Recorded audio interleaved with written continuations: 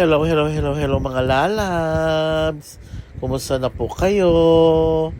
Kami po ay bumalik kaninang umaga sa La Paz Public Market. Ayan. Dahil kami po ay naghanap ng ginamos. Yan. Yung ginamos po ay parang mga maliliit na hipon na ginawang parang alamang po. Pero ang tawag po sa kanila ay ginamos. Ayan.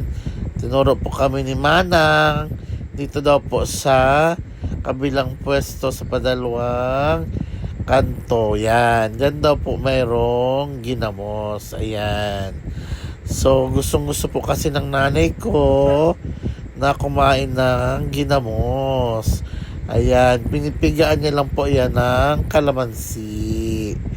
So, ito na po ang loob ng La Paz Public Market. Ayan, mayroon na po kaming natagpuang ginamos.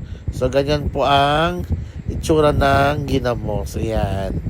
So, ang sabi po ni ate, ang ginamos daw po ay 350 ang isang kilo. So, per kilo po ang ginamos. Ayan. So, ito po ay masarap na pang-ulam. Ayan. Lalagyan lang po siya ng kalamansi. At ulam na po. Ayan. So, marami pa po silang ibang mga tinda. So, mayroong mga tuyo. May mga iba pa po. Marami pa pong ibang mga tinda po makikita dito sa La Paz Public Market. Ayan. So, bago po kami umuwi, ay dumaan po muna kami dito. Ayan. Ang sesaya ni ate, dahil tinawaran ni Beshi Waps ang kilo ng ginamos. Ayan. So, sabi niya ay, ibibigay daw po niya ang ginamos ng 300 pesos kung 3 kilo daw po ang aming bibilhin. Ayan. Para may kita din na po siya. Ayan. Ay di, kami po ay bumili ng 3 kilong ginamos. Ayan. So, yan po. Itatakal niya po yan. Tapos, sitimbangin.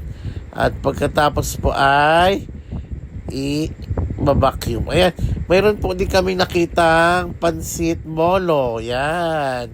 Masarap din daw po yan. So, kami po ay bumili din po nito pansit molo. So, hindi ko po alam kung paano po ang pagluto niyan. Ay si mother na po ang bahala. So, ako po ay umikot